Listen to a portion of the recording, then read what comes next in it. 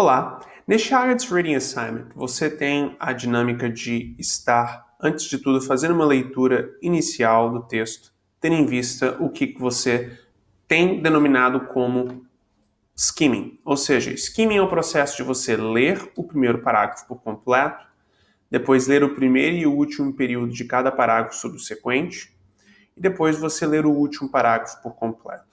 Você lê o primeiro parágrafo por completo, ou seja, o parágrafo A, por exemplo, pois ele é o parágrafo introdutório, por consequência, ele possui informação macro sobre o texto muito importante. Você lê o primeiro período, lembrando que o período de um parágrafo começa na primeira palavra dele até o primeiro ponto final. Então, por exemplo, aqui do parágrafo B, o primeiro período dele vai do three warning até o family. Você lê o primeiro período, pois, em essência, o primeiro período de um parágrafo em um texto IELTS é o que nós denominamos de tópico frasal, ou seja, um resumo da essência informativa daquele parágrafo sendo dado logo no começo. E o restante do parágrafo é meramente um aprofundamento sobre aquele assunto, que foi já a priori abordado, explicitado pelo tópico frasal. Você faz essa leitura, pois você já sabe, então, sobre qual será o tópico abrangido pelo parágrafo como um todo, sem nem ao menos ter que ler o parágrafo como um todo. E, igualmente, você lê o último período de cada parágrafo subsequente. Então, por exemplo, aqui do parágrafo B, você lê do three warning até o family. E também lê o último período, que no caso começa do the decision até o he says. Lembrando que o último período é a última sentença. Na realidade, tecnicamente, o último período deste parágrafo começa no he also, não the decision. Então você estaria lendo do he also até o he says, não é? Você tem essa parte aqui logo no final do parágrafo B.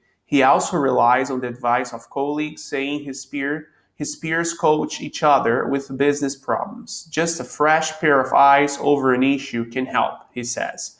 Então, este é o último período. O último período é lido para que você tenha uma interpretação ainda mais aprofundada daquele parágrafo sem ter que lê-lo por completo.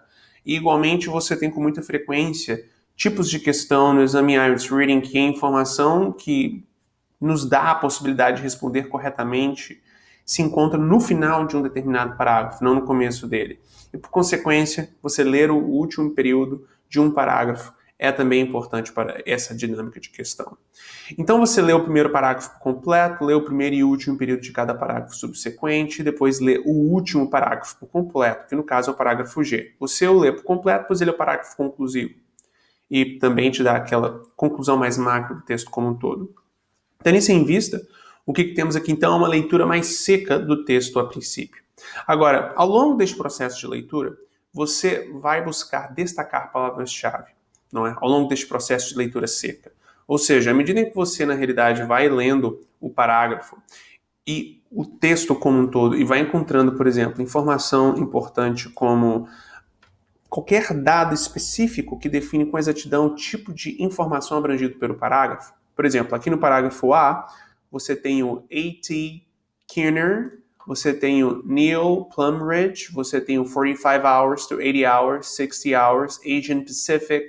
Esses são todos termos bem específicos, nomes próprios, números, sejam números extensos ou números no formato numérico mesmo.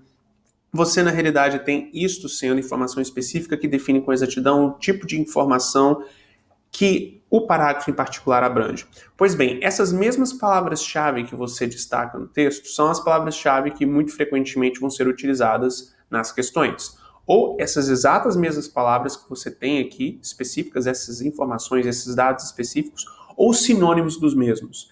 Então, quando você destaca visualmente, por exemplo, fazendo um underline, fazendo um círculo, fazendo uma seta em cima de cada uma dessas palavras-chave, e depois você vai para uma questão que abrange essas palavras-chave, você sabe, voltando ao texto, qual é a parte do texto que esta palavra-chave é abordada e, portanto, este tópico que a questão abrange é abordado. E assim você consegue identificar bem mais rapidamente qual é a parte do texto onde se encontra a resposta para a questão que você tem em mãos, acelerando em muito processo. E aí, neste processo de voltar ao texto tendo em vista as questões, você pode aí sim ler os parágrafos por completo até achar a resposta. Então, esse processo de ler por incompleto o texto é algo que você faz somente numa primeira leitura. No retorno ao texto, tendo em vista as questões, você, se necessário for, ler os parágrafos por completo, tudo bem? Então, você tem o processo aqui de skimming e o processo de destacar palavras-chave. Então, todo nome completo ou incompleto, nome de pessoa ou instituição, número, data, hora, porcentagem, sigla, todas essas expressões você destaca. Você coloca uma linha embaixo, você faz ela ser visualmente clara para você, tudo bem? Então, aqui nessas questões que temos em mãos, temos aqui uma questão que vai ser muito, muito útil essas palavras-chave que destacamos, em especial nomes. Aqui nós temos que fazer um matching, ou seja, uma combinação entre opiniões e pessoas que deram essas opiniões. Então você tem esses nomes: Jen Elsner, Vanessa Stoichkov, Gal Zuberman e Neil Pumridge. Essas são pessoas, nomes que foram ditos no texto. E você tem que relacionar esses nomes a opiniões dadas por estes nomes diferentes, por essas pessoas diferentes. Então, é neste processo que você, vendo aqui essa palavra-chave na questão, consegue, devido a ter destacado esses mesmos nomes na sua leitura inicial, voltar à parte do texto que especificamente abrange o que essa pessoa acha e, portanto, conseguir relacionar os nomes às opiniões. Tudo bem?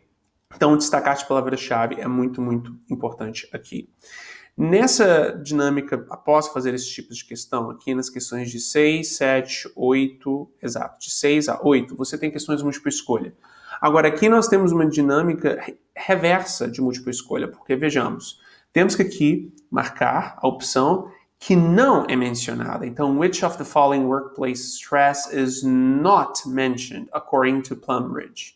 Então, é não mencionado, é o inverso. Então, não é o que é mencionado, mas o que não é mencionado. Então, você sabe que no mínimo 75% dessas informações, já que você tem 4 opções aqui, vão ser coisas mencionadas no texto. E você tem que marcar o que não é mencionado.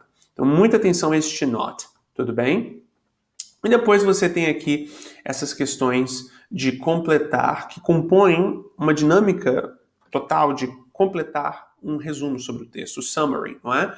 Então você tem aqui um pequeno texto que é um resumo do texto maior e tem essas partes em branco que você tem que completar.